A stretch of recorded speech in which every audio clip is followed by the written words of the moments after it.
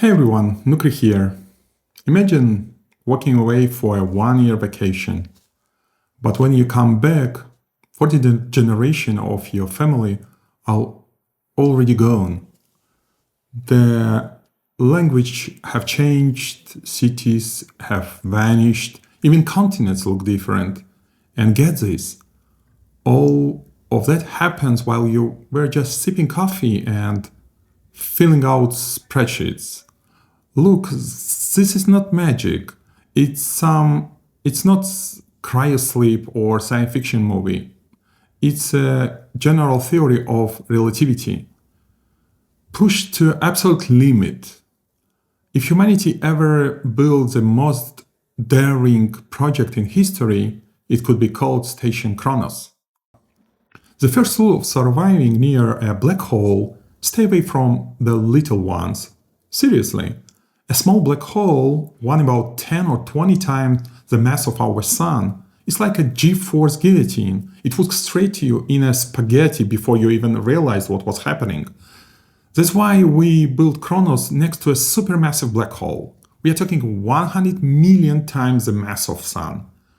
With a gravity like that, the event horizon isn't a death trap. It's a massive cosmic neighborhood. The gravity is actually gentle enough that a person inside a shuttle station wouldn't even feel a bump.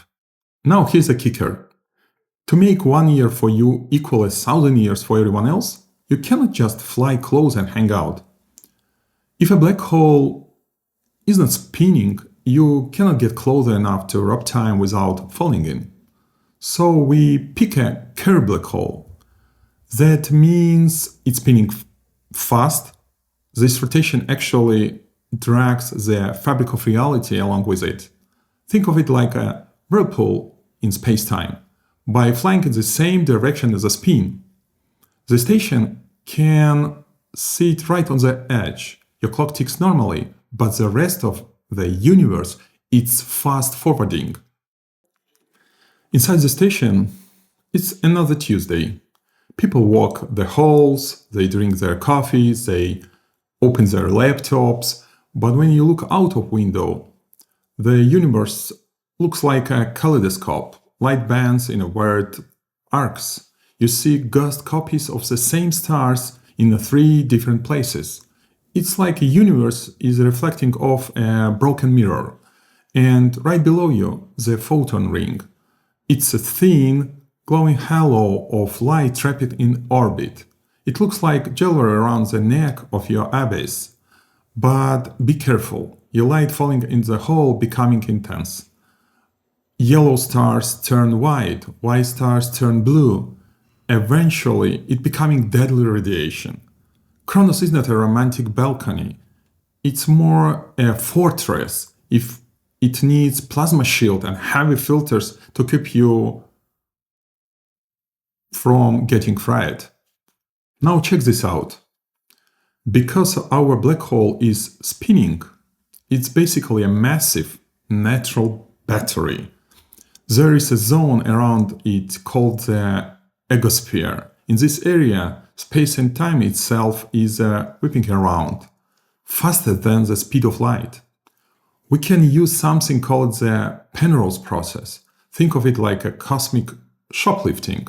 We chunk some other trash or ballast in that zone, and the object splits in two. One half falls into the dark, but the another half, it slides back to the station with more energy than it had when we threw it. We are literally stealing energy from the black hole spin. It's most efficient power source in the universe. It's like E equals mc squared on steroids. But you're not just there for power. You are sitting in the middle of the world's greatest magnifying glass. The black hole warps light from objects behind it, creating what we call Einstein Rings. Because this thing is so massive, it acts like a giant zoom lens. While a telescope on Earth sees a faint dot, you can see a detailed map of planets in a galaxy billion of light years away. You are only one person who can see it now at your accelerated pace. what the rest of universe won't discover for eons. And for the real science nerds, right at the very edge of the horizon, tiny particles are popping in and out of existence. Sometimes one falls in and other escapes. That's Hawking radiation. For the scientists on Chronos, this is a goldmine of data. See, that radiation might carry information about stuff that fell into the hole billions of years ago. You could literally read the history of the whole universe just by watching the black hole evaporate.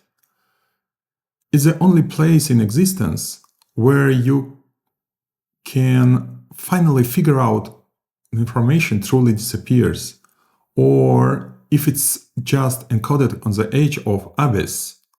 You might ask, why do this? Well, the thing is, colonizing a galaxy isn't about flights. It's about managing process that takes thousands of years. On this station, you become a time operator. You launch a fleet of probes. A week goes by for you and you're already reading the status report from 100 years later. You see the factories built, the planets terraforming, the civilization grow.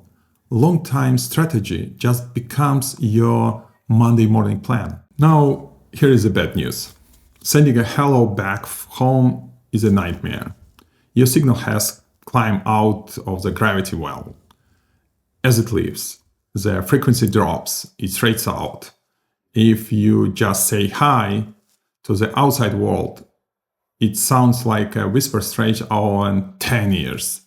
To fix this, we have to use ultra-narrow lasers and massive relay stations just to package this data. Even then, you are not beating physics. You are just paying a massive price in power to be heard. If you look down towards the event horizon, you don't see an object. You see a perfect sphere of nothing. It's not just black. It's physical impossibilities. It's a border where why and how simply stop mattering. Living near a black hole is not about being immortal. It's about scale. You don't become a god, but you do live in a place where human life can span the entire history of civilization. By the way, it's lonely. You see the end of stories before they even begin. You watch generations become statistics. Projects you started at breakfast are finished 500 years later by the time you finish your lunch. This is the office where view is eternity. And if we even want to truly see the future, we won't build a time machine. We'll build a place where time just flows differently. Thank you for listening. Stay curious.